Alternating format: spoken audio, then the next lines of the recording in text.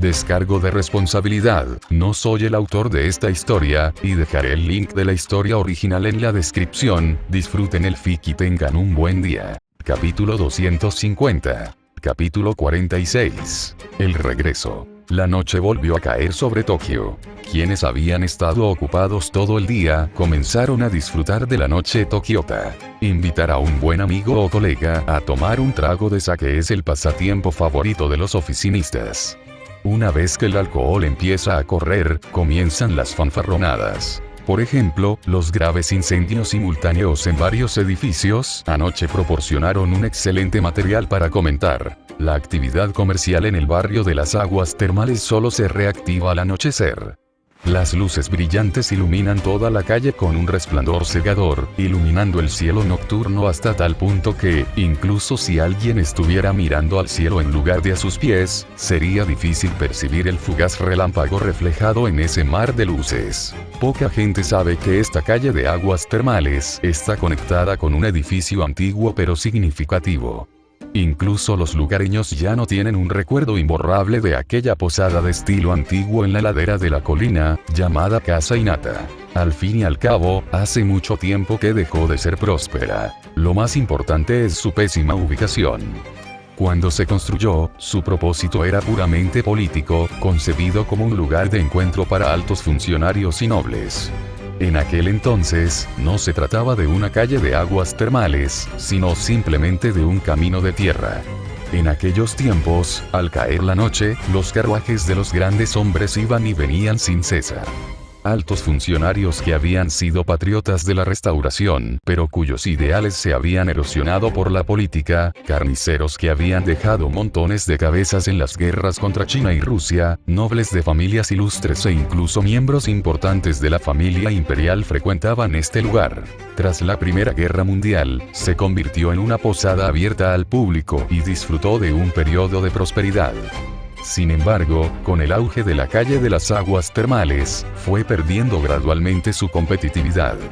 Después de la Segunda Guerra Mundial, tanto el ejército como la clase política japonesa sufrieron purgas, y la importancia política inherente a este lugar provocó que fuera ignorado por completo, convirtiéndose en un sitio adyacente a la calle de las aguas termales, pero aislado de ella. La Casa Hinata, que prosperó gracias a la política y cayó por la política, era lógico. Por lo tanto, cuando un campeón se mudaba aquí, naturalmente se convertía en el lugar más destacado de la sociedad mágica japonesa. Hasta el momento, a ninguna de las figuras influyentes que controlan la sociedad mágica japonesa se le ha permitido entrar. Un rayo cruzó el cielo desde Inglaterra y entró en una habitación del edificio principal. La intensa energía del rayo no causó ningún daño a nada en la habitación, sino que manifestó la forma física del séptimo campeón del mundo. Al regresar al lugar donde comía y dormía, Ikigaya se estiró cómodamente, sintiéndose de muy buen humor. Primero miró el reloj y luego hojeó el calendario de la habitación para confirmar la hora a la que había quedado con sus antiguos compañeros de clase. Era mañana, o más precisamente, dentro de 10 horas. Así pues, decidió revisar primero los deberes de su hermana. Si un tutor no asigna deberes, ¿qué sentido tiene?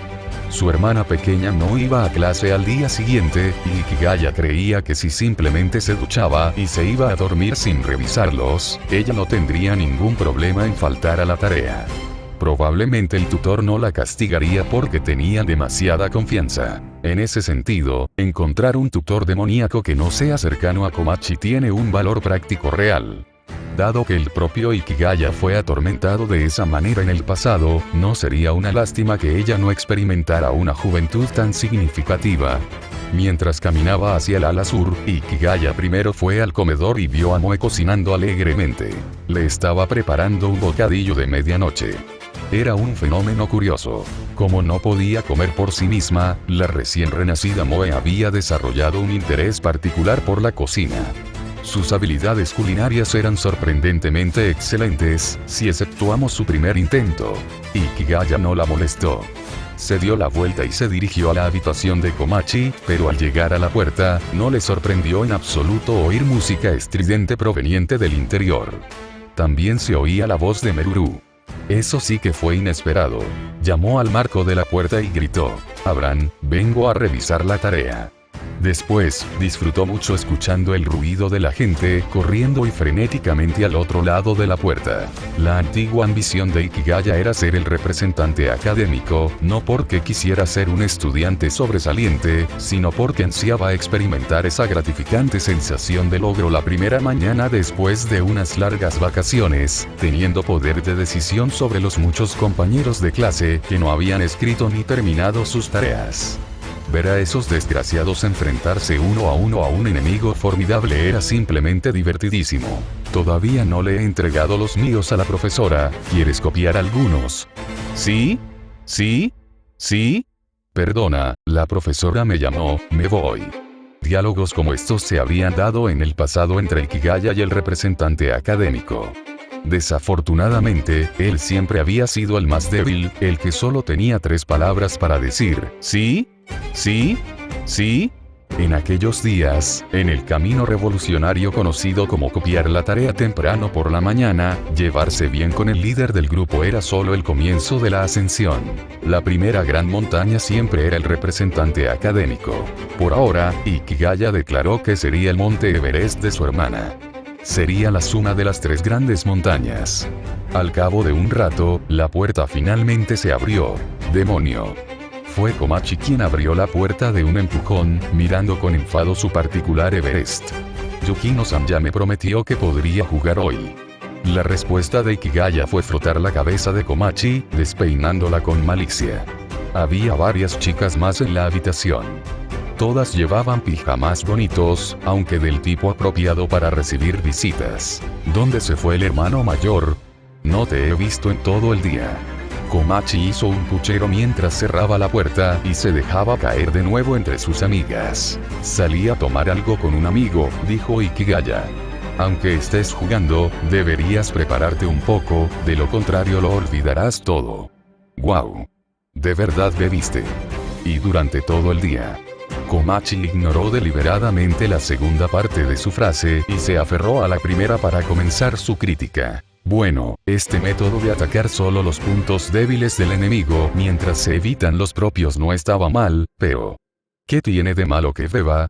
Los adultos pueden beber. Yo también soy adulto, ¿qué tiene de malo divertirme un poco?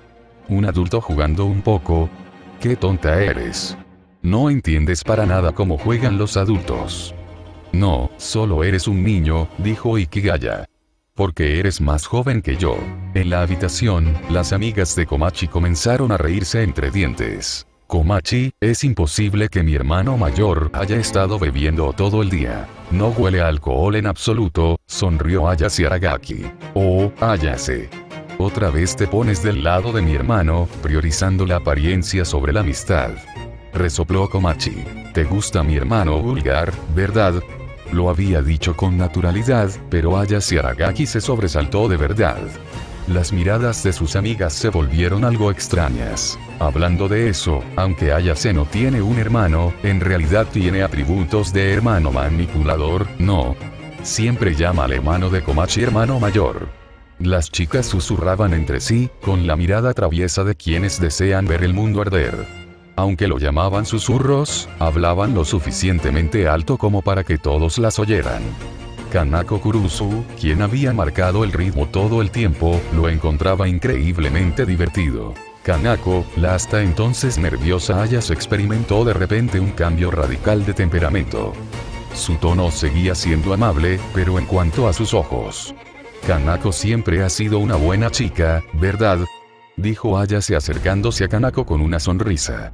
No debes hacer las cosas que solo hacen las chicas malas. ¿Eh? Al ver a Ayase arrastrándose hacia ella en una postura estremecedora, Kanako, que pretendía armar un escándalo, palideció.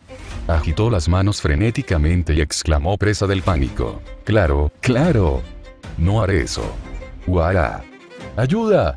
Capítulo 47. Reunión en Nakano. Los momentos felices siempre pasan muy rápido. Incluso para un campeone, esto es cierto. tras bromear alegremente con su hermana pequeña, y retirarse rápidamente al ver que la niña, tan desesperada por cambiar de tema, rozaba el comportamiento de proxeneta, Ikigaya disfrutó de un delicioso tentempié a medianoche, se relajó en las aguas termales y se fue a dormir. Cuando despertó, el sol ya estaba alto en el cielo. Como le había prometido a Komachi ayer que no la molestaría mientras jugaba hoy, Ikigaya no le gastó ninguna broma. En cambio, se aseó como de costumbre, se cambió de ropa y salió. Las reuniones de exalumnos siempre son un escenario predilecto para las historias de doujinshi, pero en realidad no suelen ser tan emocionantes. Más bien, la ostentación es la tónica general. Es comprensible, como decían los antiguos. Obtener riqueza y honor y no regresar a casa es como vestir seda en la noche. La implicación es que si no presumes, es como si estuvieras muerto. Para ser justos, independientemente de si las relaciones en la escuela eran buenas o malas, siempre y cuando no llegaran al punto de querer matarse a machetazos al ver a alguien, los compañeros de clase tienen una afinidad natural en los círculos sociales. Dado que existe esa afinidad, es natural que uno no pueda evitar presumir un poco. En consecuencia, un pequeño alarde resulta encantador, pero exagerar arruina el personaje. No se debería esperar una trama donde alguien presuma hasta morir como en una novela. En comparación, la probabilidad de que ocurra una trama de doujin es en realidad un poco mayor. Sin embargo, si el periodo se limita a los años universitarios, los sentimientos son simplemente los típicos de compañeros de clase. Por eso, Ikigaya lo esperaba con ansias, sobre todo después de haber matado a más de 100.000 personas en otro continente. Después de comer tanta carne, uno anhela algo de verdura para variar. Ikigaya originalmente quería encontrar un buen lugar para agasajar a todos, pero Miura insistió en que no era necesario tal extravagancia. Con que todos pudieran reunirse sería suficiente. Ikigaya se dejó llevar por la multitud. Se dice que el coste de vida en Tokio es el tercero más alto del mundo, aunque Ikigaya no creía que fuera una exageración. Al menos, los precios estaban dentro de un rango aceptable. El plan para la reunión era contemplar los cerezos en flor, en el distrito de Nakano. En marzo, la caída de los pétalos parece nieve a la deriva. Pasear tranquilamente entre las ramas floridas es la esencia de un picnic. Cada año, el 15 de marzo, se celebra el Festival de los Cerezos en Flor en Japón. Jóvenes y señoritas contemplan con nostalgia y anhelo los extensos mantos de suaves pétalos que caen con delicadeza en la brisa ligeramente fría. Existe un proverbio japonés que dice: los 7 días de la flor del cerezo. En el momento de la floración, despliegan toda su belleza, encantadora, seductora y elegante, solo para marchitarse heroicamente. Tras un breve periodo de brillantez, congelaron sus vidas en su momento más bello. Esta belleza de la vida es lo que más admiran los japoneses. Según el pronóstico de la Oficina Meteorológica de principios de marzo, los cerezos de Tokio debían florecer el 21 de marzo. Sin embargo, debido a una repentina ola de frío, la floración se retrasó. Ahora, el cielo se ha despejado y la temperatura ha subido. Tras superar el último frío primaveral, los cerezos de Tokio han recibido con alegría su día de floración. Mientras Ikigaya caminaba por la calle, vio las carreteras llenas de cerezos en flor, y a los transeúntes tomando fotos constantemente con sus teléfonos. El distrito de Nakano se encuentra al noroeste de Tokio, en la periferia del centro de la ciudad. En comparación con el centro, el ambiente cotidiano es mucho más animado.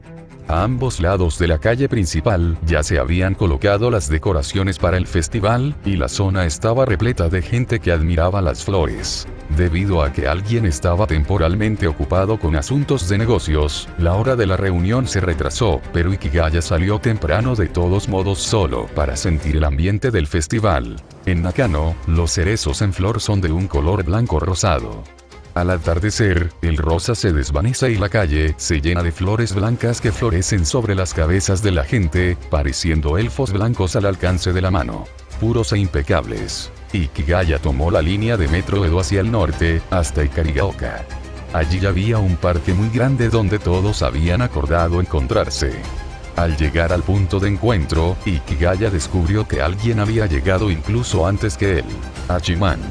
Miura, vestido con un kimono, saludaba a Ikigaya con la mano. Para ser justos, las chicas japonesas lucen realmente hermosas con kimono.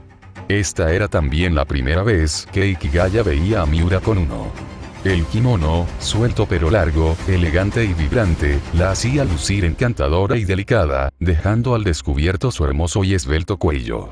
Las líneas eran suaves y su piel clara, como el jade, lo que la hacía parecer particularmente cautivadora y sensual. Ikigaya tuvo que admitir que, si bien la prenda derivaba del anfu, al igual que la ceremonia del té y las flores de cerezo, los japoneses eran muy astutos en su aplicación de la apropiación cultural. En la antigüedad, debido a la costumbre de arrodillarse, seiza, la forma de las piernas de los japoneses era bastante deficiente.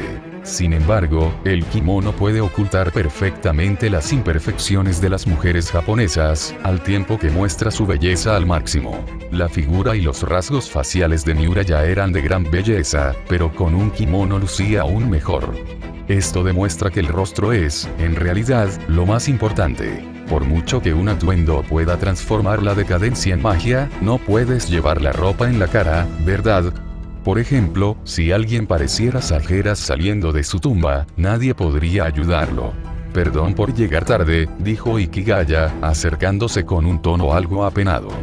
Tanto en la cama como fuera de ella, hacer esperar a una chica no se considera de buena educación. No pasa nada, acabo de llegar, sonrió Miura con timidez, con el rostro ligeramente sonrojado. Ikigaya expresó su gran aprecio por el personaje de Miura, porque, basándose en su capacidad casi microscópica para percibir la energía vital, si Miura no hubiera estado esperando al menos media hora, se habría cambiado el nombre al cabrón que come arroz. ¿Vamos primero a buscar un sitio? Bueno. Las dos caminaron por la calle hacia el centro del parque. Había anochecido y la temperatura había bajado, pero el corazón de Miura seguía cálido. Simplemente caminar así la hacía muy feliz. Aunque la estrecha calle estaba repleta de peatones, y artistas callejeros, malabaristas y vendedores ambulantes se habían sumado al bullicio, para Miura solo existían ella, Ikigaya y los cerezos en flor. Al llegar al centro del parque, los cerezos entrelazados parecían nubes. Cada vez que una suave brisa acariciaba las flores, los pétalos caían uno tras otro. Caminando junto a la multitud, el lugar estaba lleno de visitantes sentados en el suelo. Algunos contemplando las flores en animados grupos de 2 o 3, otros solos, todos encontrando su propio placer. La brisa primaveral acarició el rostro de Miura, agitando también los innumerables pétalos de cerezo que bullían en su corazón. Quiso decir algo, pero temía arruinar el ambiente. Entonces, oyó que alguien la llamaba a ella y a Ikigaya. Vio a Ayama y a los demás. Ikigaya también los vio. Hachiman. Yumiko. Por aquí. Por aquí. El rubio ultranormal que Ikigaya no había visto en mucho tiempo agitaba el brazo enérgicamente bajo un cerezo. Una manta de picnic a cuadros ya estaba extendida bajo el árbol, con una cesta de comida e incluso una olla caliente. Hola. Ikigaya respondió con una sonrisa y se acercó con Miura. Desde la distancia, los cerezos no parecen tener muchas flores porque los capullos son muy pequeños, pero de cerca te das cuenta de lo densos que son. Ayama, ¿llegaste tan temprano? Ikigaya pensó para sí mismo que realmente había pasado demasiado tiempo en el camino. Jaja, temía que no hubiera lugares si llegaba tarde, rió alegremente la gran rubia. ¿Cuánto tiempo sin vernos? Era una lástima que Little Blonde no estuviera allí, una verdadera lástima. Sin embargo, mientras Little Blonde estaba ausente, cierta Fujoshi estaba presente, ocupada jugando con la olla caliente. Al ver a Ikigaya, Evina sonrió y asintió, luego volvió a concentrarse en la olla. ¿Viene alguien más?, preguntó Ikigaya a Ayama. Solo los que estamos actualmente en Tokio. Ah, por cierto, ¿no viene Yukino Shita-san? Parece que tenía algún asunto pendiente y regresó a Chiba, dijo Ikigaya. Era cierto. Aunque Ikigaya desconocía de qué se trataba, ambas hermanas dijeron que tenían que regresar y que no volverían hasta dentro de unos días. Ya veo, Ayama mostró primero una expresión de pesar, pero rápidamente se animó. Qué lástima. Tendremos que esperar a la próxima oportunidad. Hachiman, ¿qué te parece si tomamos algo hoy? Seguro. Capítulo 49. MMP. El evento de contemplación de los cerezos en flor y la cena de olla caliente fue un gran éxito. Todos llegaron de muy buen humor y se marcharon completamente satisfechos. Ayama expresó que quería aprender artes marciales porque quería ser más genial. Y como quería ser más genial, quería aprender verdaderas artes marciales. Ikigaya pensó que, dado que Ayama quería saltar a semejante pozo por una razón así, como antiguo compañero de clase, tenía que detenerlo sí o sí. Presentarle Ryo-Sanpaku o algo parecido era, por supuesto, una broma. Ikigaya no creía que su relación con Ryo-Sanpaku fuera tan buena. De hecho, si todo seguía su curso, probablemente ya se había convertido en el villano número 1 a ojos de la gente de allí. Quizás otros no supieran que se había convertido en el maestro de Yomi, pero aquel anciano de Ryo-Sanpaku sin duda encontraría la manera de averiguarlo. Dejando eso de lado, Ryo-Sanpaku, como el lugar de encuentro de mayor calidad para el Katsujinken en el mundo, jamás aceptaría a un aprendiz con experiencia en Yomi.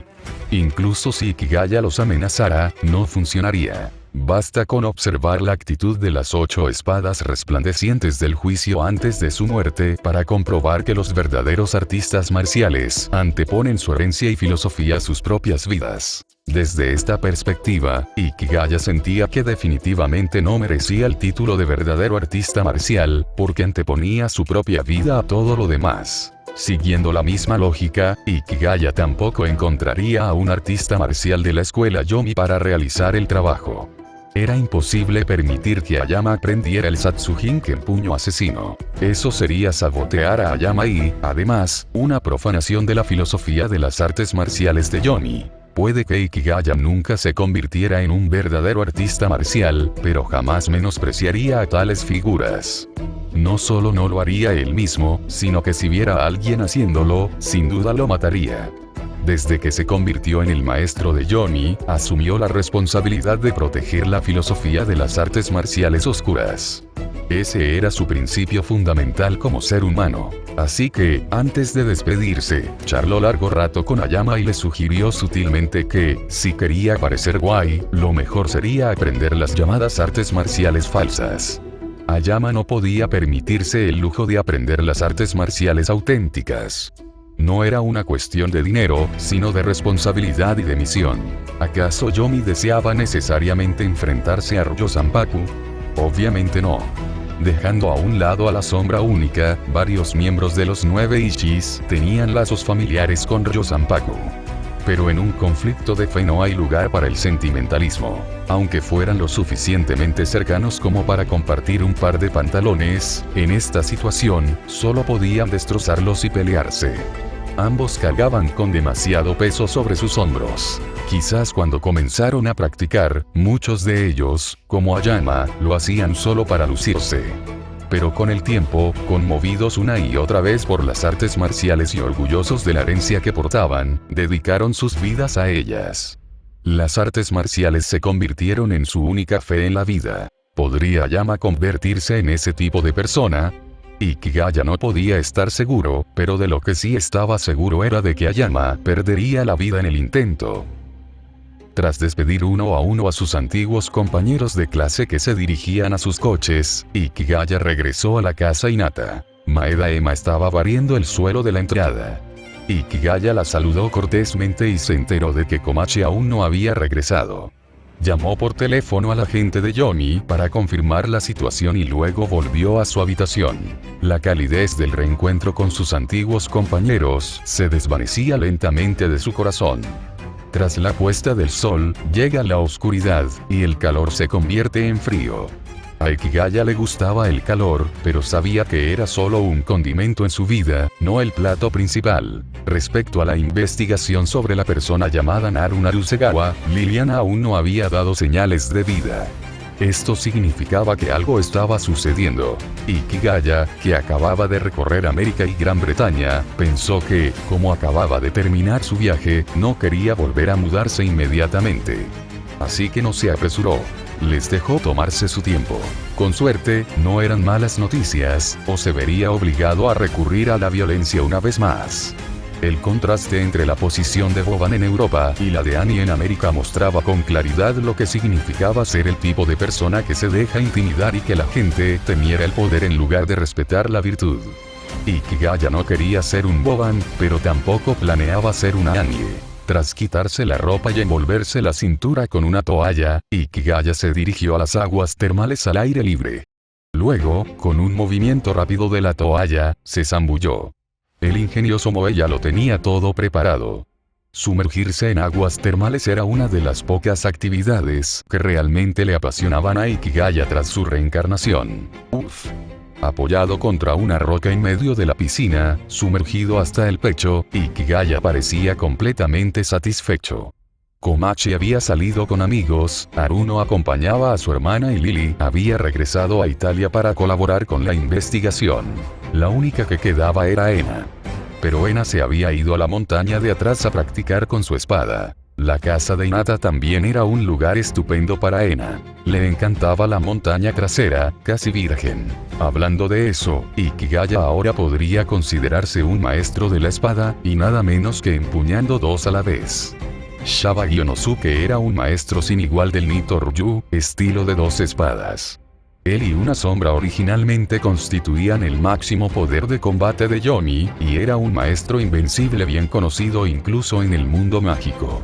Solo él mantenía el nombre de las 8 espadas resplandecientes del juicio. De no ser por tramposos como los campeones, estaría entre los más fuertes del mundo.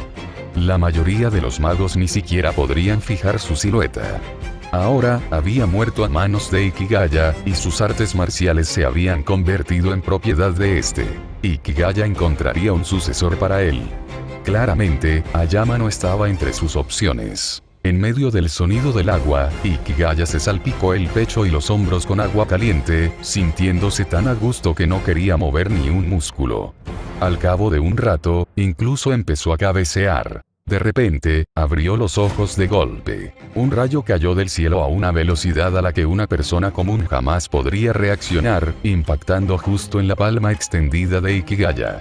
Incluso si una persona normal hubiera podido atraparlo, las aguas termales se habrían convertido en una piscina de electroterapia. La electricidad saltó en la palma empapada de Hikigaya, ignorando por completo el agua que debería haberla conducido, y se transformó en caracteres saltarines. Era inglés. La expresión de Hikigaya se tornó seria de inmediato. Era un mensaje del príncipe negro. En cuanto al contenido, MMP. Maldita sea, no hay suficiente vocabulario. Capítulo 50. La respuesta. En teoría, un campeón no debería encontrarse con un idioma que no hable ni con una escritura que no pueda leer. El lenguaje y la escritura son los productos más directos del poder del pensamiento humano. La manifestación más poderosa de este poder es la creación de estatus divinos por parte de grandes seres que utilizan la creencia humana para alcanzar la inmortalidad. Habiendo alcanzado un estatus divino, estos seres logran la verdadera grandeza. Se vuelven inmortales e indestructibles. Se convierten en dioses. Por lo tanto, los campeones, cuyo poder es usurpado a los dioses, poseen una habilidad casi mágica para aprender rápidamente cualquier idioma o escritura. Sin embargo, hay un requisito previo. Requiere tiempo. Esta duración no es particularmente larga, pero es necesaria. Desde su reencarnación, valiéndose de este truco de campione, Hikigaya había llegado a ser capaz de conversar en italiano, egipcio antiguo e hitita antiguo, y había aprendido a leer italiano, egipcio antiguo y acadio antiguo. Sin embargo, hasta ahora nunca había tocado el inglés. Tras regresar a su habitación, Hikigaya transcribió la carta de Alexander en una hoja de papel. Luego sacó un diccionario de la estantería y comenzó a leerlo a una velocidad de 10 líneas por vistazo. Para cuando terminó el diccionario, se cumplían las condiciones para el truco lingüístico de Campione. El inglés ya no lo intimidaba. Luego comenzó a leer la carta que Alexander había escrito. El texto tenía aproximadamente 200 palabras y estaba escrito de forma bastante concisa. En resumen, Alexander había tenido una idea brillante mientras investigaba al rey Delfín. Quería ir a Tokio para encontrar varias espadas antiguas y le preguntaba a Ikigaya si le interesaba acompañarlo. Ikigaya no estaba del todo seguro de dónde o cuándo había oído por primera vez el nombre Rey Delfín, pero después de rescatar a Ikari, supo por ella que este individuo era un limpiador diseñado específicamente para exterminar a los campeones. Solo Dios sabe si Ikigaya cayó dentro de su alcance de caza. Incluso si existía una mínima posibilidad, constituía una amenaza. Para Ikigaya, el Rey Delfín pertenecía a la categoría de un enemigo natural y absoluto que debía ser eliminado. Nada ni nadie relacionado con el Rey Delfín podía ser ignorado. En la carta, Alejandro afirmaba que el Rey Delfín tenía una conexión directa con cierta espada.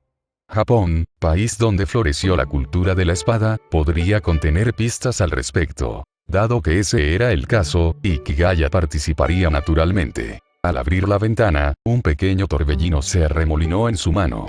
La amistad entre los campeones siempre incluye una dosis moderada de competencia. Después de todo, todos poseen un gran espíritu combativo. Alexander envió un mensaje mediante un trueno, así que Ikigaya respondería de forma similar. Transmitir un mensaje mediante fuerzas naturales a otro continente y que éste se manifestara como texto era perfectamente factible desde la perspectiva de las autoridades. Ikigaya no podía responder con el poder del trueno, pero el viento era otra historia. Cada campeón tiene un dominio específico en el que sobresale. El viento era el campo en el que Ikigaya tenía mayor dominio. Incluso la energía solar, que los forasteros consideraban su sello distintivo, podía utilizarse con el viento como portador, lo cual era muy propio de los Dongyi bárbaros orientales. En la mitología Dongyi, el sol es transportado por aves divinas, y la ave que lo transporta es a la vez el dios de los vientos de las 4 direcciones. Esta imagen se extendió al posterior cuervo en el sol, el cuervo dorado de 3 patas, también conocido como el ave hermosa.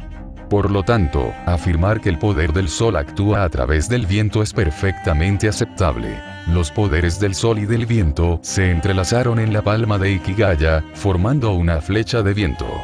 Con un movimiento de su mano, Ikigaya lanzó la flecha al cielo y cerró la ventana.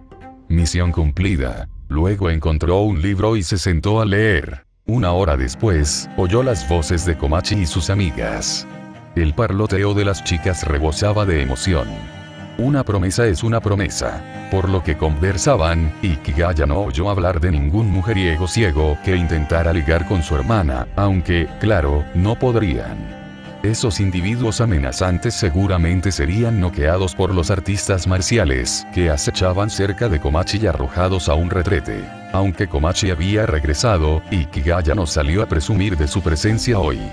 Después de todo, era el festival de los cerezos en flor. Dejar que Komachi disfrutara era el deber de un hermano. Al cerrar su libro, Ikigaya pensó que En había estado practicando con su espada durante demasiado tiempo.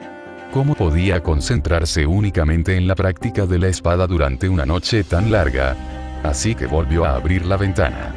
Desde que llegó a la casa Hinata, había adquirido la mala costumbre de preferir las ventanas a las puertas. Sentía que se había extraviado. En un instante, apareció ante el edificio en ruinas en la ladera de la montaña.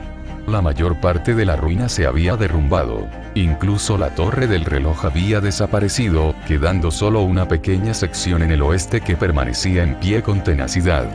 Este era el lugar donde Keitaro Urashima y Naru Narusegawa debían haberse prometido matrimonio. Sin embargo, ahora, la persona que estaba con Keitaro era la que había fracasado en aquel entonces, mientras que la que había tenido éxito había desaparecido sin dejar rastro. Ikigaya entró en las ruinas y vio una campana casi enterrada entre los escombros al fondo, cubierta de polvo. Nunca antes había entrado a mirar. En el fondo, no quería entrar en ese lugar. Sentía que, una vez dentro, la distancia de su hogar original se haría aún mayor, aunque no importaba si era larga o corta, ya que era improbable que volviera. Si lo hacía, podría acabar echando de menos este lugar. Con las manos a la espalda, Ikigaya salió del salón en ruinas y se adentró en el bosque que había detrás. La densa vegetación, con sus copas, ocultaba la luz de las estrellas y la luna. El bosque estaba completamente a oscuras. Una persona menos valiente podría haber sentido miedo. Sin embargo, antes de convertirme en campeone, cualquier campo de entrenamiento proporcionado por el dios maligno del puño demonio tenía más ambiente que este. Cualquier lugar donde no pudieras caminar un rato sin ver un cadáver mutilado o un esqueleto simplemente carecía de esfuerzo. Comparado con esos lugares, la parte trasera de la montaña de la casa Hinata no tenía ninguna ventaja más allá de ser tranquila. Había animales salvajes, pero ninguno de tamaño considerable. Tras caminar un rato, Ikigaya saltó directamente a un árbol. Vio a Ena. Con el Ama no Murakumo en la mano, Seizun-Ena estaba sentada en una rama con los ojos cerrados, aparentemente concentrada en la meditación. Estaba entrenando, o mejor dicho, manteniendo, su compatibilidad con el Ama no Murakumo. Esto era una parte esencial de su cultivo. En definitiva, la Ama no Murakumo no era su espada. Para ser precisos, no era una espada destinada a humanos. El grado de compatibilidad entre Ena y la hoja era algo que ni siquiera la propia espada podía determinar. Solo podían recurrir a este método lento y minucioso. Por eso Ikigaya quería ir con Alexander a buscar espadas antiguas. Quería ver si existía una espada adecuada para Ena, para que no tuviera que depender siempre de la Ama no Murakumo. Además, la Ama no Murakumo era increíblemente habladora. Si no se hubieran enfrentado antes y no se conocieran, Ikigaya habría querido quemarla con fuego solar para ver qué pasaba. Ikigaya apareció en silencio junto a Ena, se sentó y observó su rostro sereno y las encantadoras líneas de su cuerpo, esperando a que terminara su meditación. Tras un instante, Ena abrió los ojos. «Hachiman, ¿por qué viniste?» Inconscientemente, abrazó con más fuerza la Ama no Murakumo, y la hoja se hundió profundamente en su escote. Ikigaya sentía que ese lugar claramente solo era adecuado para meter su propia cabeza, en todos los sentidos de la palabra. La reunión ha terminado y Komachi ha regresado, así que vine a buscarte. Miró la descarada espada que ella sostenía en sus brazos y preguntó, ¿cómo va el cultivo? Todo va de maravilla. El ambiente aquí es fantástico, dijo Ena, rebosante de alegría. Realmente tiene que ser un lugar sin gente. Eso está bien, asintió Ikigaya. Bueno, tú estás bien, pero por mi parte las cosas no van bien. ¿Qué tal si me acaricias tú primero? ¿O debería acariciarte yo primero? No importa, él sería el primero en frotarse como señal de respeto. Un hombre debe atacar primero para obtener ventaja. Capítulo 1. Museo Edo Tokio. Cuando terminó la temporada de floración de los cerezos, Tokio siguió disfrutando de un hermoso clima primaveral y de días agradables y soleados. El primer fin de semana de mayo, Alexander y Ikigaya habían acordado reunirse en Tokio. El lugar elegido fue el Museo Edo Tokio. Ubicado en Yokohama, distrito de Sumida, este museo cuenta con 7 plantas sobre rasante y una subterránea. Su misión es preservar el patrimonio histórico de Edo y Tokio, que se encuentra en peligro de desaparecer gradualmente, y rememorar la historia y la cultura de Tokio. Según Ikigaya, la Fundación Metropolitana de Tokio para la Historia y la Cultura, que gestiona sus operaciones, mantiene cierta relación con el Comité de Compilación Histórica. O, mejor dicho, la inversión en cultura e historia siempre ha representado un gasto importante para dicha organización, concretamente, la labor de compilar la denominada historia oficial. El museo abre todos los días de 9 a 17:30. Los precios de las entradas varían según la edad, desde 600 hasta 300 yenes, mientras que los alumnos de primaria, preescolar y secundaria que vivan o estudien en Tokio pueden entrar gratis. Ikigaya llegó a la plaza Edo Tokio a las 10 en punto y caminó hacia el emblemático techo con forma de barco. Tras comprar una entrada, cruzó una réplica del puente Nihonbashi de arcos de madera, entró en el museo y subió a las salas de exposición permanente en las plantas superiores. Hoy se celebró una exposición especial de Sakamoto Ryoma. A Ikigaya no le interesaba especialmente la restauración Meiji de Japón ni las personas involucradas, ni tampoco le apasionaba la historia de Edo. Al fin y al cabo, le resultaba fácil comprender por qué aquel hombre gordo, Tokugawa Ieyasu, quería construir una nueva ciudad en Edo. Los veranos en la cuenca de Kioto eran, en efecto, bastante difíciles de soportar. Sin embargo, el objetivo de Alexander era visitar esta exposición de Ryoma, así que Ikigaya pensó que también echaría un vistazo. Al atravesar el pasillo de entrada, vio una mesa larga dispuesta cerca de la salida. Estaba cubierta con un mantel blanco, en el que figuraban los precios de las entradas, los horarios de la exposición e información sobre los organizadores. Entre ellos, destacaba el nombre de Suzuki Hirokishi, el asesor de la exposición, escrito en letras grandes. Al mismo tiempo, Ikigaya notó la presencia de numerosos policías.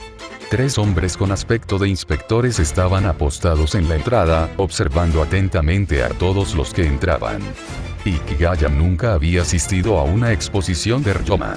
No se había percatado de que la seguridad en este tipo de eventos corría a cargo de la policía. Después de pagar 700 yenes por una entrada, entró en la sala. Lo primero que vio fue una estatua de Ryoma de tamaño natural. Tras una mirada casual, Ikigaya retiró la vista y comenzó a vagar. A través de la sala de exposiciones, la mayoría de los objetos eran cosas que Sakamoto Ryoma había usado, ya fuera en su vida cotidiana o durante sus batallas como patriota de la restauración. Había copas de vino, botellas, pequeñas estatuas de Buda y objetos que parecían juguetes, así como cinturones de armas y espadas. Sin embargo, algunas zonas de exposición estaban vacías. Aunque seguían acordonadas, en ellas se veían agentes con uniforme policial. Ikigaya intuía que algo sucedía. Era evidente que estos agentes prestaban mucha más atención a esos espacios vacíos. Al cabo de un rato, vio a alguien que se acercaba con carteles y los colocaba en los espacios vacíos. Ikigaya oyó a unas jóvenes turistas gritar de alegría. Se acercó para echar un vistazo. El cartel decía: el lugar donde Kaito Kid devuelve el tesoro. Por un instante, Ikigaya se quedó atónito. Recordó que Alexander le había contado una vez que su amigo Calvo, dueño de un bar en Inglaterra, era muy aficionado a un mago llamado Kid. Dado el tipo de bar que regentaba, Ikigaya creía que al amigo Calvo de Alexander no le gustaba un mago en el sentido habitual de la palabra. Pero no sacar conclusiones precipitadas era una buena costumbre de Ikigaya, así que continuó observando su entorno. No levantó la vista, solo revisó los caminos inferiores, porque, según la ambientación de ese mundo, el rival de Kaito Kid era un estudiante de primaria que no solo era inmortal, sino que también podía otorgar la inmortalidad a todos a su alrededor. Justo cuando pensaba esto, sonó una alarma en la sala de exposiciones. Ikigaya giró la cabeza y vio a un hombre con sombrero siendo sacado de entre la multitud por 2 hombres corpulentos y escoltado hasta el policía que estaba en la puerta. Parecía que la policía se escondía entre la gente, pero sus disfraces de civil eran bastante chapuceros. Uno de ellos incluso iba vestido de mujer con una falda corta. Ikigaya vio cómo regañaban al hombre como a un nieto en la puerta. Probablemente se trató de un malentendido. Sin embargo, la reacción de los turistas fue bastante divertida. Nadie se puso nervioso por la alarma. Al contrario, todos mostraban una expresión de expectación. Cuando se dieron cuenta de que solo había sido un malentendido, la mayoría mostró expresiones de decepción. Ikigaya creía que, como no veía mucho las noticias, seguramente se había perdido algo. Miró su reloj de nuevo. Alexander llegaría en unos 5 minutos. En ese momento, Ikigaya vio a un joven policía entrar al pasillo que conducía a los baños. Decidió ir también. Al entrar al pasillo, oyó las disculpas de un agente y la voz de un niño pequeño que provenía de la siguiente esquina. Tras caminar unos pasos, vio regresar al joven oficial. Al ver a Ikigaya, el oficial le dedicó una sonrisa amable y cortés. Ikigaya sintió con la cabeza, dobló la esquina y se encontró con 2 chicas adolescentes que se acercaban, acompañadas por un chico joven con chaleco y gafas. De las 2 chicas, una tenía el pelo largo y la otra el pelo corto. Él oyó a la chica de pelo corto suspirar, diciéndole a su compañera con gran decepción: no puedo creer que haya venido hasta aquí, y el señor Kid no esté hoy. Ya, la consoló la chica de pelo largo y le sugirió: ya es hora. ¿Por qué no volvemos? Sin embargo, esta sugerencia fue rápidamente rechazada por la niña de pelo corto, quien declaró: no me iré a casa hasta que vea a mi amado maestro Kid. En cuanto a Ikigaya, al ver a esa fanática acérrima y al niño de primaria que ponía los ojos en blanco a su lado, sintió una fuerte sensación de déjà vu. Disculpen, ustedes dos, lamento molestarlos. Se acercó y los saludó a los tres. Al ver acercarse a un hombre desconocido, la chica de pelo corto se puso a la defensiva. Ikigaya no creía que tuviera pinta de criminal. Por suerte, los otros dos eran normales, incluido el chico, que parecía demasiado maduro para su edad. Puedo preguntar, con respecto a Kaito Kid en la sala de exposiciones, si se trata de algún tipo de programa especial. Preguntó Ikigaya, eligiendo cuidadosamente sus palabras con cautela. Al fin y al cabo, los turistas estaban tan contentos como si fuera año nuevo. Pero quien respondió a Ikigaya no fue la chica de pelo largo, sino la de pelo corto. Nani. Gritó. No me digas que ni siquiera sabes quién es Master Kid. Capítulo 2. Lo falso y lo real. En el momento en que la chica de pelo corto abrió la boca, Ikigaya perdió todo interés en hablar. Por la actitud casi fanática y las emociones desbordantes de la chica, Ikigaya confirmó que Kaito Kid no era un nombre en clave para un evento, sino una persona real. Además, probablemente era bastante guapo y popular entre las chicas jóvenes. Para Ikigaya, las chicas que tenía delante realmente merecían el calificativo de niñitas. Aunque la chica de pelo corto al principio se mostró a la defensiva, Ikigaya pronto se dio cuenta de que era una farsa. En cuanto se tocaba un tema que la encendía, se volvía increíblemente entusiasta. Kaito Kid fue el detonante. Así, la escena rápidamente se convirtió en Ikigaya, observando impotente cómo la chica relataba las hazañas de Kaito Kid con los ojos brillantes. En realidad, ¿acaso necesitaba dar explicaciones? Ikigaya los examinó con sus ojos solares, y la vida de las tres personas que tenía delante se hizo evidente de un vistazo. La chica de pelo largo era Ran Mougi, la de pelo corto era Sonoko Suzuki, y el niño pequeño era Shinichi Kudo, que actualmente usa el alias de Konan Edogawa. Ikigaya solo tenía una cosa que decir al respecto. Seimokusa, ¿cuántos crossovers quieres añadir? Pero ahí terminaba todo. Porque, tras observar un rato, Ikigaya se dio cuenta de que Shinichi Kudo era, en efecto, un humano normal. En cuanto a cosas como un halo de la parca, si es que existía, no tenía nada que ver con la divinidad. Este proceso, de principio a fin, duró apenas unos segundos. El trío ni siquiera se percató de que tenían delante un escáner de última generación. Una excelente explicación. Creo que ahora lo entiendo. Disculpen las molestias. Tras agradecerles a los tres, Ikigaya se dio la vuelta y se marchó. Ya casi era la hora. Tenía que encontrarse con Alexander. Tras acordar su encuentro, caminó bajo la estatua de Ryoma y comenzó a esperar.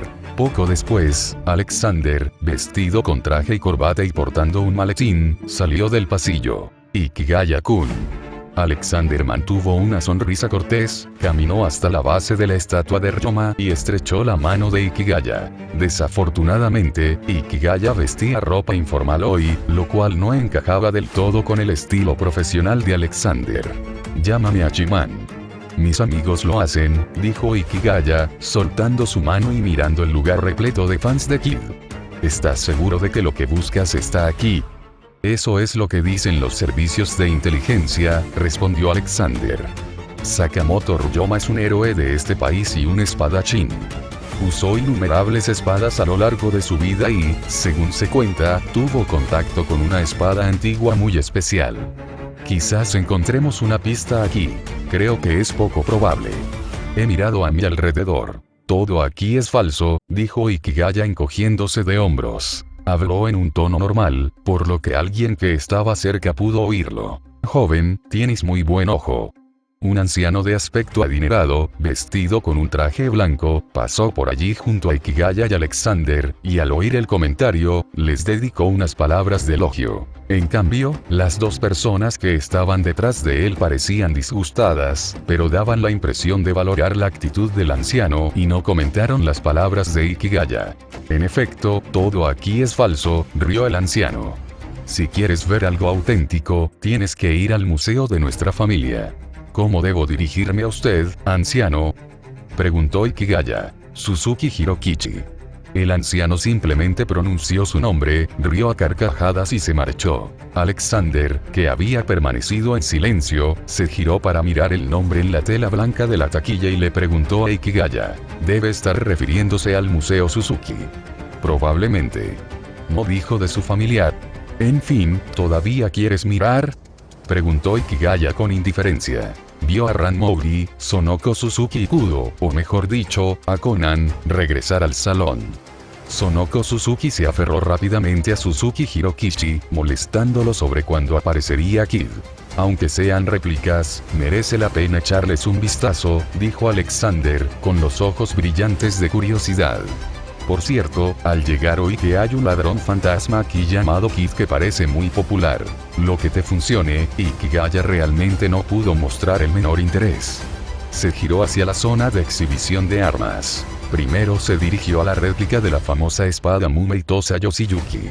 Se rumoreaba que esta espada era una reliquia familiar transmitida de generación en generación en la familia Sakamoto, y que su hermana, Sakae, se la había entregado a Ryoma la noche en que decidió desertar de su clan. Ikigaya recordó que, tras entregarle la espada, la hermana de Ryoma se suicidó. La versión auténtica debería estar en el Museo de Kioto. Alexander siguió a Ikigaya, examinando con atención cada réplica de espada. Además de espadas largas como la Tosa Yoshiyuki, también había tachi comunes y otras espadas. Alexander las observó con seriedad, sin tomarlas a la ligera solo porque fueran falsificaciones. Pronto, la escena se convirtió en una en la que Alexander era quien miraba mientras Ikigaya simplemente lo acompañaba. De repente, Alexander se detuvo en seco e hizo una seña a Ikigaya para que se acercara. Ikigaya se acercó y encontró una réplica de una espada larga y recta. La hoja no tenía curvatura, era larga y recta. El estilo de la empuñadura y la guarda era similar al de las antiguas espadas chinas, Jian. Tanto la espada como la vaina eran negras. A primera vista, parecía una vara oscura. Cabe destacar que, en la guarda, la parte que conecta la empuñadura con la hoja, había una cuenta bastante grande incrustada. Dado que se trataba de una réplica, la cuenta era simplemente una canica de vidrio. Ikigaya la observó fijamente durante un rato, pensando que la espada era bastante llamativa. Si fuera real, probablemente tendría una pieza de jade incrustada. Esta debería ser, dijo Alexander. El aspecto es muy similar. La semejanza es inútil, le recordó Ikigaya. Nunca has visto cómo es el verdadero. Ya sea por coincidencia o no, Suzuki Hirokishi volvió a pasar por delante de los dos campeones. Viejo Suzuki. Le gritó Ikigaya. Suzuki Hirokishi, que deambulaba por el pasillo como un espíritu errante, se detuvo y se dio cuenta de que era un rostro conocido. ¿Sigues aquí?, dijo. Sí. Quería preguntar, ¿dónde podemos ver la versión real de esta espada?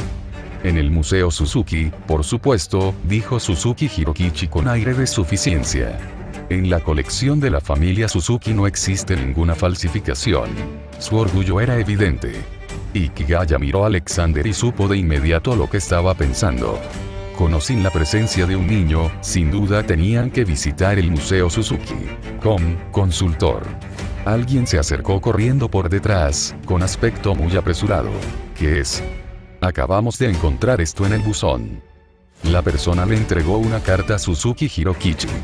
Tras abrirla, la expresión del anciano se tornó sombría. Es una notificación de Kid, exclamó Suzuki Hirokishi, con los ojos llenos de ira, mientras entregaba la carta a los policías que habían llegado al lugar.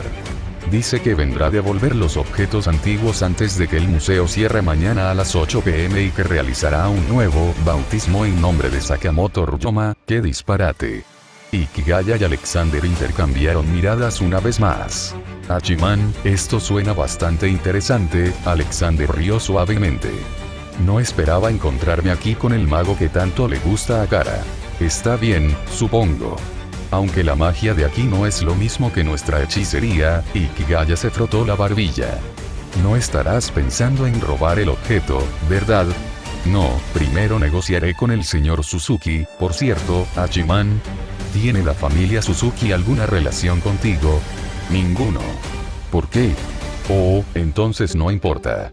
Capítulo 3. El intrigante Alejandro. Dado que el lugar estaba lleno de réplicas y los objetos auténticos estaban en posesión de la familia Suzuki, Ikigaya y Alexander abandonaron el Museo Edo Tokio tras echarle solo un breve vistazo. A Alexander le daba igual si un artículo era falso o auténtico.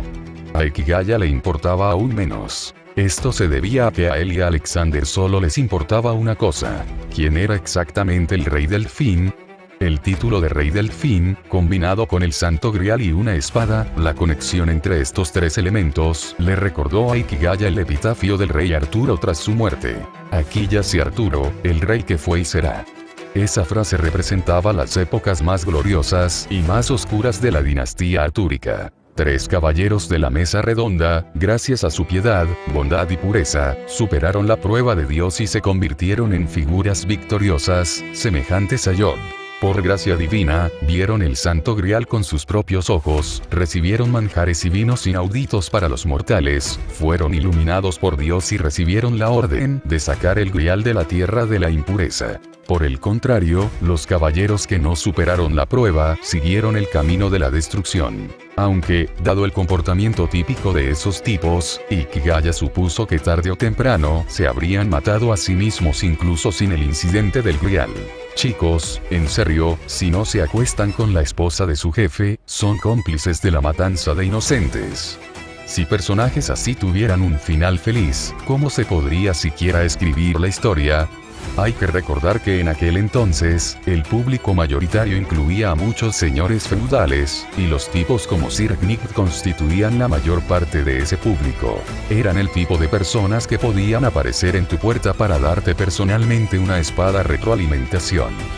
Como decían nuestros antepasados, si la viga superior está torcida, la viga inferior estará inclinada.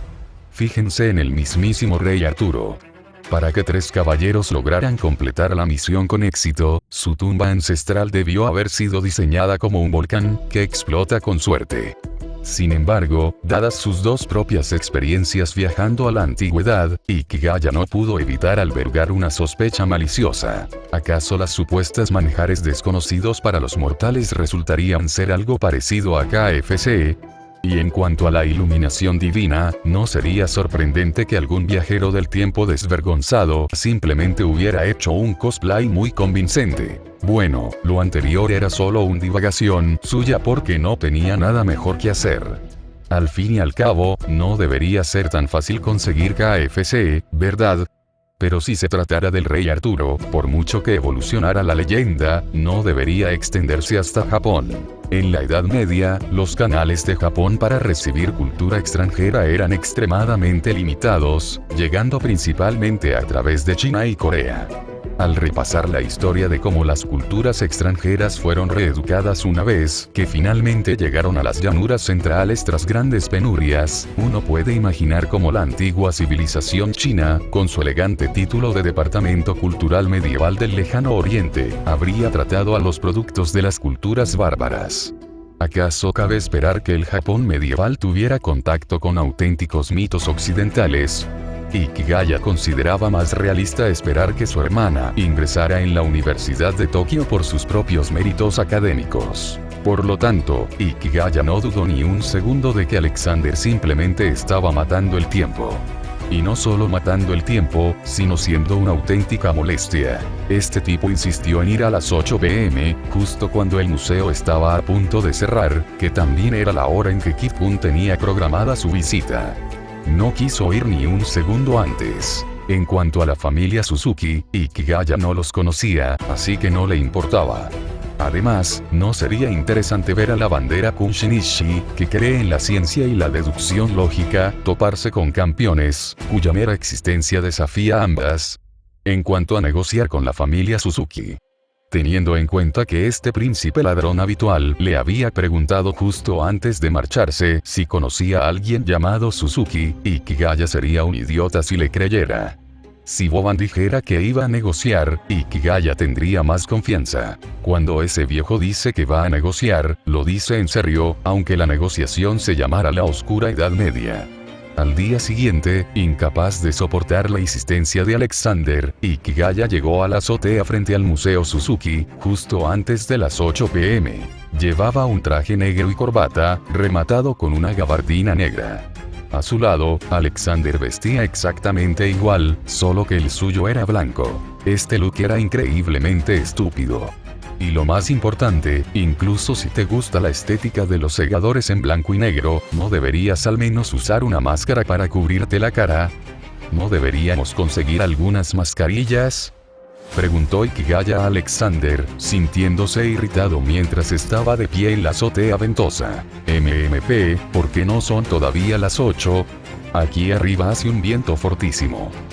Antes, cuando dijo que le parecía interesante, no se había incluido a sí mismo en la ecuación. Si hubiera sabido que Alexander estaba tan desesperado por arrastrarlo a un atraco, e incluso quería que fueran iguales, no habría accedido tan fácilmente. Las mascarillas no nos sientan bien a gente como nosotros, dijo Alexander, con una expresión de satisfacción. Entonces, Ikigaya lo vio sacar una mascarilla de todos modos. Pero como amigo, respetaré tus preferencias. Respetar mis preferencias, ni hablar. Esto es una vergüenza mayúscula. Ikigaya tomó la máscara, solo para descubrir que era una máscara del rey mono, Sun Wukong, de la ópera de Pekín. ¿Por qué no te llevaste también una máscara del demonio de hueso blanco? Con un crujido seco, Ikigaya hizo añicos la máscara y los quemó con un puñado de fuego. ¿No te gusta?, preguntó Alexander sorprendido. No. Ponerme esa cosa sería aún más vergonzoso que simplemente mostrar mi cara, dijo Ikigaya, antes de añadir. Considera esto un favor que me debes. Jaja. No hay problema. Alexander rió a carcajadas. ¿Qué se debe hacer al descubrir a una posible pareja? Alexander creía que la solución era, obviamente, usar palabras dulces para atraerlos a un robo. Una vez que le cogieron el gusto, empezaron a invitarlo a participar en robos juntos. Alexander estaba convencido de que Hachiman Ikigaya, que poseía la misma velocidad vertiginosa, también debía compartir su espíritu filantrópico para tomar prestadas cosas. Simplemente estaba ayudando a Ikigaya a abrir esa puerta. Además, ya lo había decidido. Esta vez tomarían prestado de Japón, y la próxima vez invitaría a Ikigaya al Museo Británico como gesto de agradecimiento. Había oído que a Hachiman le gustaba mucho la civilización del antiguo Egipto. Tal vez la próxima vez podrían ir a tomar prestada una momia por diversión. Debería haber 2 espadas, le dijo a Ikigaya. Supuestamente relacionadas con los dioses japoneses del viento y el trueno. Una para cada uno, ¿qué te parece? Da igual. Ikigaya ya estaba agachado por el aburrimiento, mirando fijamente su reloj. Tiene que ser a las 8. No podemos ir antes. Hay que ser puntual, rió Alexander. Mira, ese mago también es muy puntual. Desde el Museo Suzuki, al otro lado de la calle, estalló un rugido de vítores. Había que decir que el efecto de servicio a los fans de un apuesto mago jugando al juego del ladrón fantasma fue inmenso. El negocio en el Museo Suzuki hoy fue terriblemente bueno. Se habían formado largas colas desde temprano. La mayoría eran chicas jóvenes. Muchas personas que no pudieron entrar a la sala, que estaba abarrotada, simplemente bloquearon la entrada principal. En cuanto a la norma de que el museo cerraba a las 8 p.m., esta multitud claramente no la tomó en serio. Los vítores de la multitud dentro del museo se oían incluso en la puerta. Las chicas que bloqueaban la entrada ya habían sacado sus teléfonos y coreaban al unísono. Maestro Kid, salga y déjenos echar un buen vistazo. Ahora nos toca a nosotros. Alexander esbozó una sonrisa a la vez pretenciosa y astuta. Con un destello de relámpago, desapareció de la azotea. En cuanto a Ikigaya, lamentó un poco haber quemado la máscara. Rascándose la cabeza y apretando los dientes, se levantó del suelo de una patada y lo siguió. Capítulo 4. Yo, Shinzo Nakamori, nunca he temido a los fantasmas desde mi infancia. En términos generales, Ikigaya siempre había creído que, como campeone, era bastante humano. Su principio siempre había sido ser lo más implacable posible con los dioses. Ser ocasionalmente implacable con los humanos con poderes sobrenaturales según la situación. e interactuar con la gente común sin poderes sobrenaturales, basándose en el principio de igualdad. Mientras la otra parte no se portara mal, sería cortés. En pocas palabras, Hachiman Ikigaya solo disfrutaba actuando contra aquellos a quienes consideraba capaces. En cuanto a Alexander, claramente disfrutaba tomando medidas contra los museos y los ladrones fantasma. Ikigaya no entendía del todo la emoción que eso le producía. Además, debido a la excéntrica afición de Alexander, Ikigaya se vio obligado a aceptar utilizar el poder del viento en lugar del rayo para esta misión. De acuerdo. En fin, se acordó que Alexander le debía un favor, así que dejaría que el tipo se divirtiera hoy. En comparación con el Museo Edo Tokio, el diseño del Museo Suzuki era completamente de estilo occidental. Todo el edificio seguía al pie de la letra la doctrina de los tres elementos esenciales: ser alto, grande y blanco. Dado que ya era de noche y Kid insistió en llegar a una hora específica con sus extravagantes payasadas, el Museo Suzuki había encendido todas las luces para colaborar con la policía en su captura. Desde la distancia, las paredes de un blanco puro resplandecían con un brillo dorado bajo los diversos focos exteriores, mientras que la luz que emanaba del interior del edificio actuaba como toque final, iluminando cada rincón del museo como si fuera plena luz del día. Pero en lugar de decir que esto era para que la policía atrapara a alguien, parecía más bien proporcionar iluminación de fondo para la representación teatral de alguien. No. Esto es una comisaría. Tenemos un traidor entre nosotros. Mientras se lamentaba en silencio, Ikigaya se transformó en viento y entró al museo. En el instante en que apareció en una zona desierta, absorbió toda la luz que lo iluminaba, convirtiéndose en una sombra oscura envuelta en penumbra. Las sombras parpadeaban como llamas, ocultando su rostro hasta convertirlo en una silueta indescifrable. Con una leve aplicación de su autoridad, saqueando el abundante sol poniente, poseía un cuerpo de sombras capaz de absorber la luz y devorar el fuego. Dado que quien le proporcionaba la máscara no era de fiar, tuvo que valerse por sí mismo. Según Alexander, se decía que las dos espadas antiguas que allí se guardaban portaban el poder del dios del trueno y del dios del viento, respectivamente. Aunque Ikigaya desconocía la relación entre esto y la espada del rey Delfín, Alexander estaba obsesionado con tomar prestada la espada del dios del trueno en su forma de rayo. Creía que el hecho de que Ikigaya tomara la espada del dios del viento con el poder del viento traería una conclusión perfecta a este evento de préstamo. Un ejemplo clásico de cómo el TOC puede llevar a un campeón a la muerte. Ikigaya sospechaba que la clave estaba en que, probablemente, ese tipo no había negociado nada. Era cierto que la familia Suzuki era gente común y corriente, y no pertenecían a la sociedad mágica, pero para alguien capaz de construir un imperio empresarial de esa magnitud, de verdad Alexander habría necesitado pedir prestado de forma tan astuta si hubiera negociado. O mejor dicho, era esta la idea de negociación de Alexander. Negarse a tomar prestado de forma normal e insistir en usar este escenario para divertirse. Comparando y analizando la impresión que Alexander le había dado hasta el momento, Ikigaya sintió que había descubierto la verdad. Si ese era el caso, Alexander era un tipo bastante travieso. El museo estaba muy ruidoso, probablemente porque Kaito Kid estaba haciendo alarde de sus habilidades en el interior. Sin embargo, esa era solo una de las salas de exposiciones. Las espadas que Ikigaya y Alexander buscaban no estaban en la sala donde la policía y Kid estaban jugando. Ikigaya no tenía prisa y recorría la colección con calma. La familia Suzuki ya era un clan prominente en Japón. Varias generaciones habían mantenido la importante profesión de ser nuevos ricos, y su colección era, en efecto, increíblemente rica.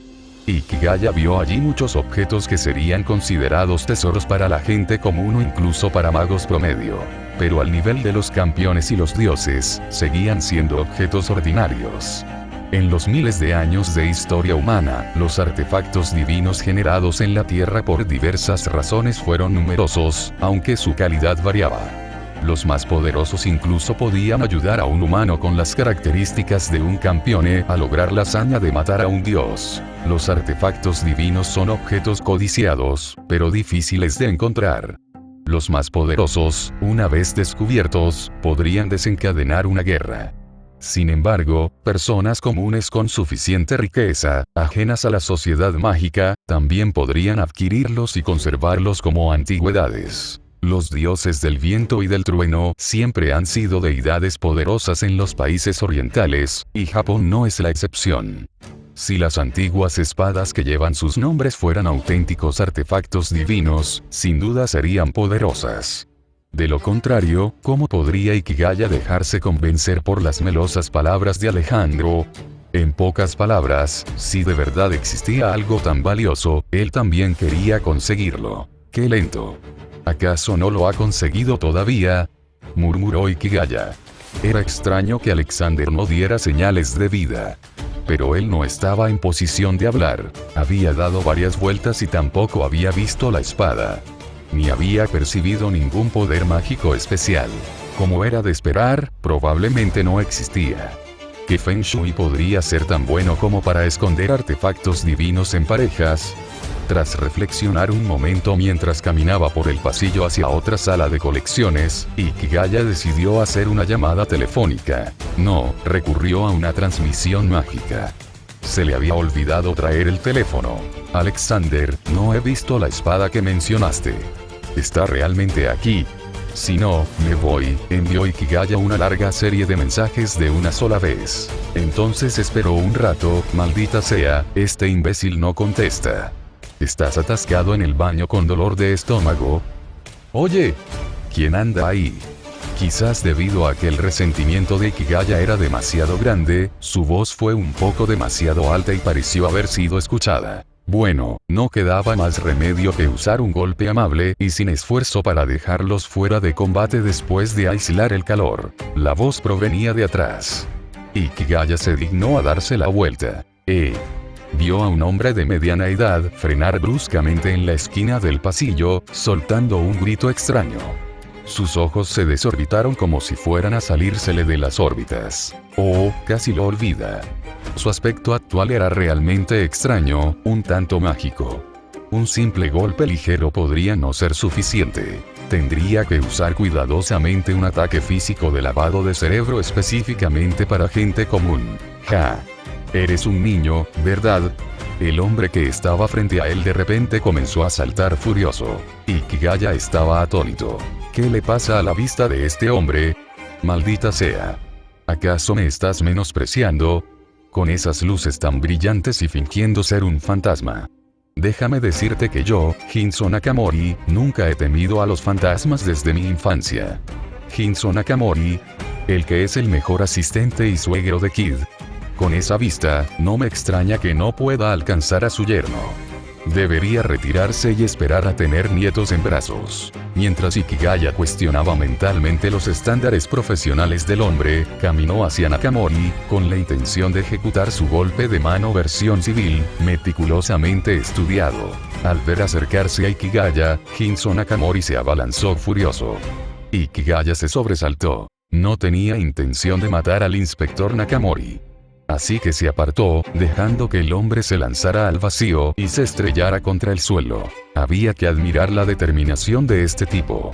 Su yerno debió de haberlo molestado tantas veces que se había convertido en una especie de enfermedad mental. Sospechaba que todo el mundo era Kid.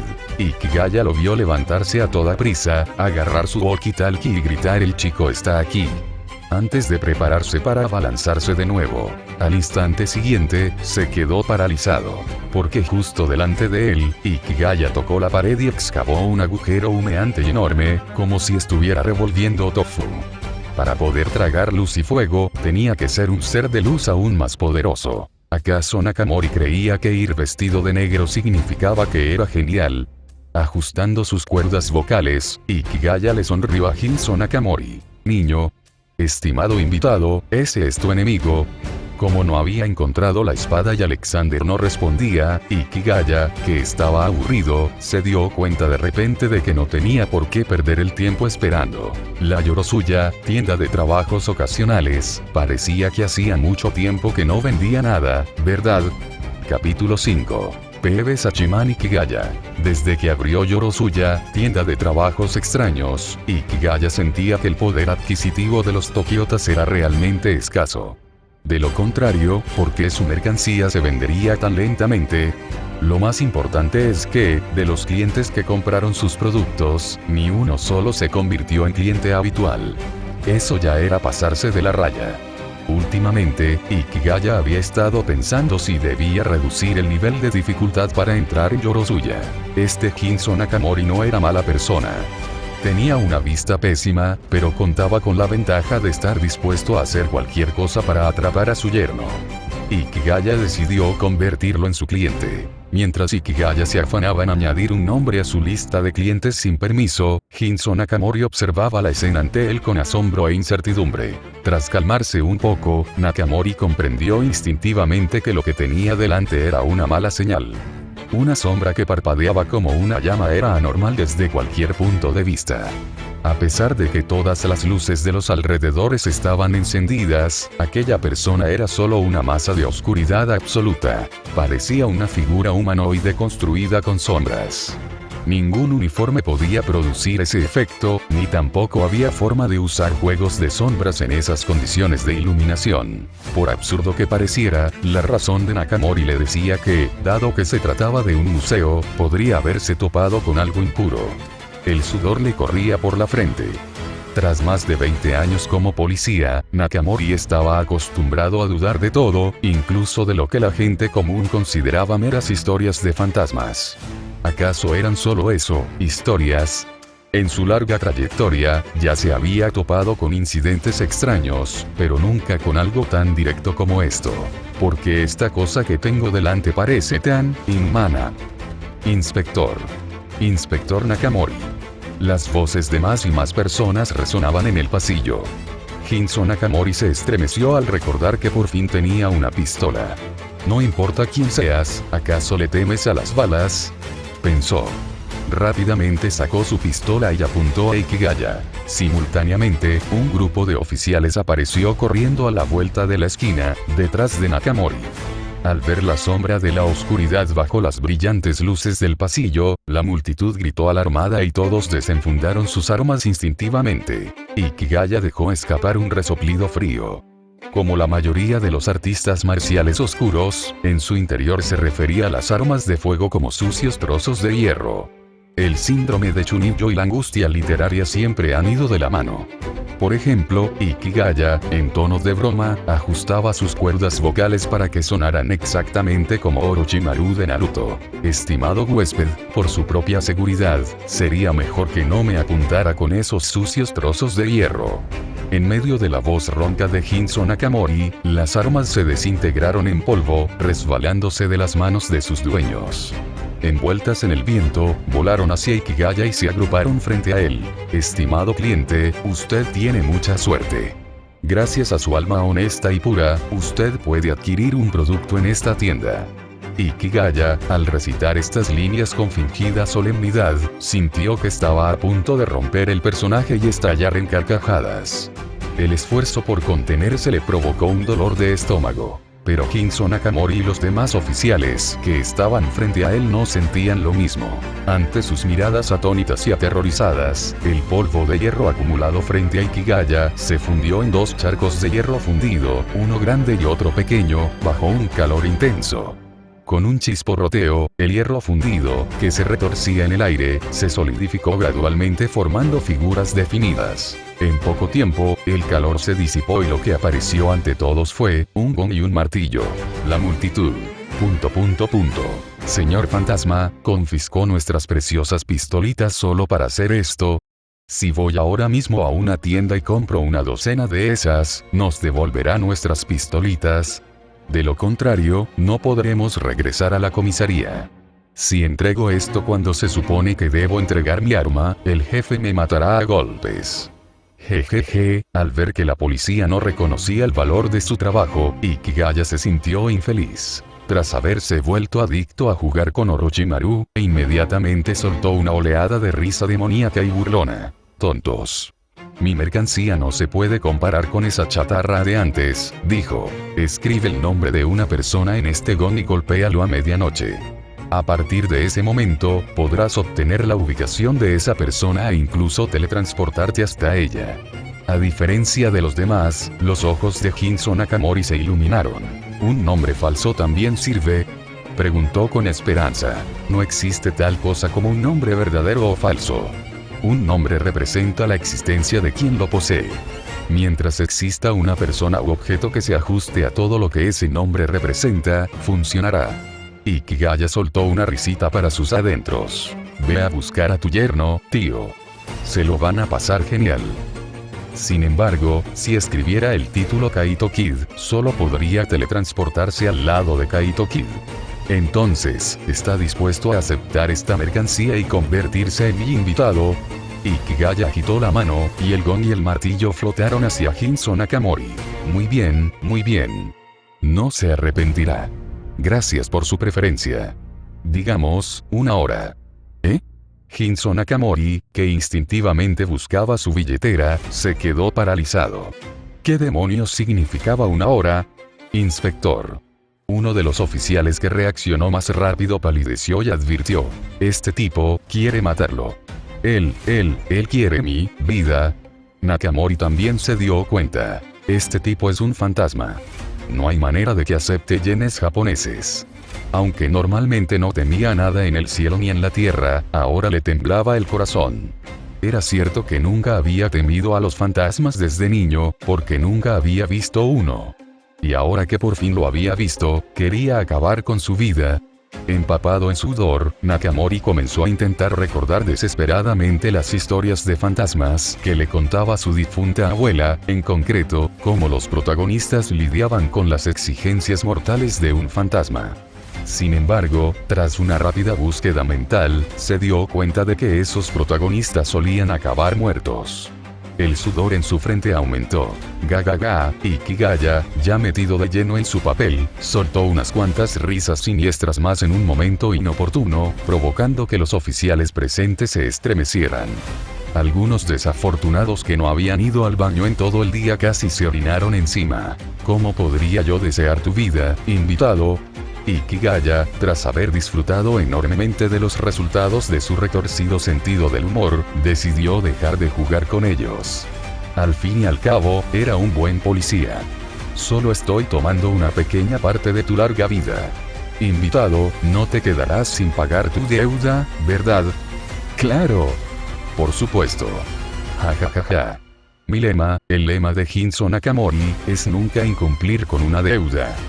Quizás resignado a su destino, el rostro de Nakamori no estaba precisamente sonrojado, pero infló el pecho y rió con las manos en las caderas.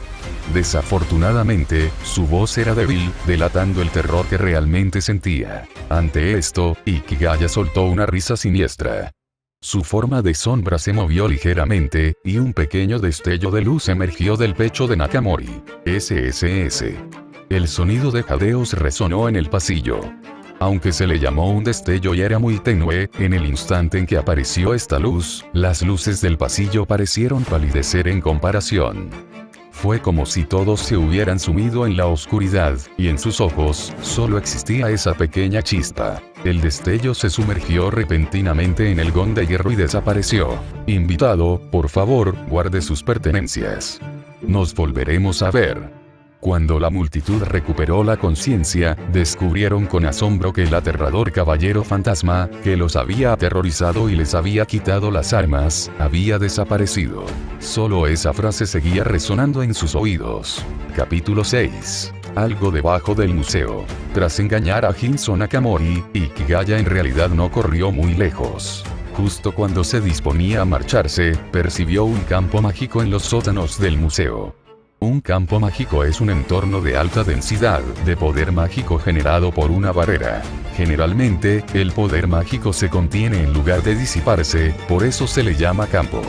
Evidentemente, este campo mágico tenía un problema. Estaba filtrando. Como acababa de cerrar un negocio y estaba de muy buen humor, Ikigaya decidió no marcharse y bajar a echar un vistazo. Con una ráfaga de calor que emanaba de sus pies, un agujero se abrió en el suelo, permitiendo que Ikigaya cayera al siguiente nivel. Luego, otra quemadura, otra caída. Tras atravesar varios pisos de esta manera, llegó a la tierra. Aún está más abajo. Ya no tenía ganas de seguir quemando, así que incluso desactivó su estado de sombra que absorbía la luz y se zambulló directamente en la tierra. Es probable que esta barrera con fugas no perteneciera a la familia Suzuki, ya que Ikigaya pronto se sumergió mucho más allá de los cimientos del museo. Como maestro del inframundo, la velocidad de inmersión de Ikigaya era bastante rápida. Sin embargo, aunque el aura de la barrera se había fortalecido, después de 5 minutos de inmersión, podía sentir que aún se encontraba a cierta distancia de ella. No me digas que son los legendarios Underground People, jajaja. Tras hacer esa broma para sí mismo, Ikigaya mantuvo la cabeza baja y se concentró en bucear. Poco a poco, sintió que algo no andaba bien. La profundidad era un poco excesiva. Finalmente, el aura de la barrera se intensificó. Ikigaya sintió que el suelo bajo sus pies se desvanecía y cayó en un vasto espacio vacío. Allí no había luz, solo oscuridad absoluta. Había aire, pero, sinceramente, Ikigaya no recomendaría a la gente común que viniera a respirar. El aire fluía con violencia. En la superficie, esta intensidad se asemejaría a un huracán. Ikigaya miró a su alrededor. Este espacio era, en efecto, inmenso, aproximadamente del tamaño de una montaña hueca. Allí se alzaba una estructura artificial que podría describirse como una pirámide. De ella emanaba el aura de la barrera. Los violentos vientos no podían afectar mucho a Ikigaya, aunque fueran lo suficientemente fuertes como para destruir una ciudad de tamaño mediano en la superficie. Flotó hacia la pirámide. El estilo de esta pirámide era diferente al de cualquier civilización conocida en la superficie. Ocupaba una posición equivalente al ojo de un huracán, porque cuando Ikigaya se acercaba, el viento desaparecía. De cerca, esta pirámide se veía bastante deteriorada. Si bien la estructura principal estaba intacta, otros aspectos dejaban mucho que desear. No había entradas alrededor de las 4 paredes desnudas. Probablemente originalmente iba a ser negra, pero la pintura se había desprendido casi por completo. El material era similar al hormigón. Cuando Ikigaya puso la mano sobre ella, pudo sentir que contenía sustancias metálicas densas, y había un enorme espacio en su interior. Esta pirámide era una ruina antigua. El poder del tiempo le dijo a Ikigaya que había sido construida hacía al menos varios cientos de años. Ikigaya era un hombre que apreciaba las ruinas antiguas. Dado que aquello era una reliquia, decidió no recurrir a una entrada violenta y, en cambio, voló hacia arriba, ya que la cima de la torre parecía albergar una estructura similar a un templo. Cuando Ikigaya llegó a la cima, vio pilares similares a los de un templo griego. La diferencia radicaba en que estos pilares sostenían un pequeño techo piramidal, sobre el cual estaba dibujado un gigantesco dibujo de un ojo humano. El estilo de esta pirámide, ¿por qué me resulta familiar? Como no lo recordaba, Ikigaya simplemente se lanzó al interior. No había nada en el último piso, pero en el centro se veían marcas de haber soportado altas temperaturas. Desafortunadamente, seguía sin haber pasadizos que condujeran al interior. Ikigaya expresó que no era que no le importaran las ruinas antiguas, sino que el diseñador mostraba muy poco respeto por los arqueólogos. Por lo tanto, en aras del desarrollo saludable del mundo arqueológico, golpeó el suelo. Para demostrar que era un arqueólogo de principios, golpeó precisamente la pieza de pavimento, que ya estaba dañada por el calor. Quiero decir, maldita sea, si ni siquiera abres una sola puerta, ¿cómo se supone que vamos a tener un agradable momento de juventud literaria? ¿No me estás obligando a usar el puñetazo de la pala de Luoyan? De un solo puñetazo, sin hacer ruido, se formó un agujero de varios metros de ancho, tan perfectamente redondo como si hubiera sido dibujado con un compás. Ikigaya sintió satisfecho y saltó. Alexander, animal, no has respondido a mi mensaje, así que disfrutaré de esto solo. Abajo había una habitación, pero estaba vacía, más limpia que la cocina que visitaba Luffy sombrero de paja. Claro que eso es una exageración. Después de todo, Luffy no come polvo. La habitación estaba llena de polvo, pero en el centro había varios cubos grandes esparcidos. Ikigaya se acercó y le dio la vuelta a una. Estaba hecha de metal. Con un simple movimiento de la mano, quitó el polvo, dejando al descubierto la textura. Parecía algún tipo de maquinaria, pero algo la había abierto. Algo en su memoria parecía querer liberarse, pero simplemente no salía. Esto se está poniendo cada vez más interesante, pensó Ikigaya. Desvió la mirada y vio una puerta en el lado derecho de la habitación, que daba a una escalera. Señor diseñador desconocido, enhorabuena. Disfrutemos juntos de estas paredes. Ikigaya bajó las escaleras. Descubrió que cada piso era una habitación, y que el tamaño de las habitaciones aumentaba de arriba a abajo. A medida que descendía, incluso encontró un piso convertido en jardín, aunque las plantas estaban completamente muertas, reduciéndose a cenizas al menor contacto. También se encontraron los cadáveres de diversas criaturas. Estos restos estaban cubiertos por una película completamente solidificada. Entre ellos había criaturas que parecían humanas. Lamentablemente, estaban envueltas en grandes túnicas que las cubrían de pies a cabeza. Debido a que se habían solidificado junto con la película, era imposible separarlas. El más mínimo roce de Ikigaya las hacía desmoronarse. Finalmente, al llegar a la planta baja, Ikigaya encontró la barrera, lo único que aún funcionaba allí. El espacio de la habitación inferior era inmenso, pero también muy vacío. Solo había un pequeño montículo de tierra, rodeado de pilares de piedra que podrían haber formado parte del diseño de la barrera. Sin embargo, uno de los pilares estaba roto. El poder mágico se filtraba desde allí, expulsando un impresionante flujo de energía mágica como un túnel de viento. Tenía la capacidad de generar viento. Es probable que los fuertes vientos del exterior se generaran a causa de esto. Tras observar detenidamente la zona, Ikigaya concluyó que podría tratarse de una tumba. Encontró una tablilla enterrada bajo el polvo. No tenía texto, solo el dibujo de una persona empuñando una espada. Por las proporciones, o bien la persona era demasiado baja, o la espada demasiado grande. Ikigaya se inclinó por la primera opción. Su mirada volvió a posarse en el pequeño montículo de tierra. Desenterrar una tumba provocaría que un zombi saltara de ella. No parecía que valiera la pena preocuparse por eso, porque Ikigaya lo aceptaría encantado para jugar con él. Revivir a alguien que llevaba muerto al menos varios cientos de años, sin importar si era humano o no, era algo que aún no había intentado. Lo único que Ikigaya tenía en mente era cómo desenterrarla a la perfección. Como era la primera vez que desenterraba una tumba, no quería estropearlo por la emoción. Anuncio importante. Hola a todos. Gracias como siempre por vuestro apoyo. Hay 2 nuevos fanfics. Emilia Shirou cambiará la falsa guerra del Santo Grial. En Ciudad Snowfield se celebró una falsa guerra del Santo Grial. En consecuencia, los nobles fantasmas de Gilgamesh y Enkidu volaron salvajemente como la lluvia. El jinete pálido infectó rápidamente toda la ciudad. El vengador Heracles surgió con un lodo negro desbordante.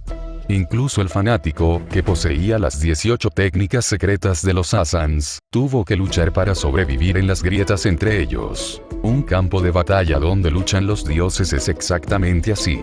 Un duelo entre un humano y un espíritu heroico es, después de todo, un mito lejano e irrelevante. Es decir, si la silueta de cierto joven pelirrojo impostor no hubiera pasado, de forma aleatoria, inadvertida y accidental, por la guerra del Santo Grial falsificada de este mundo.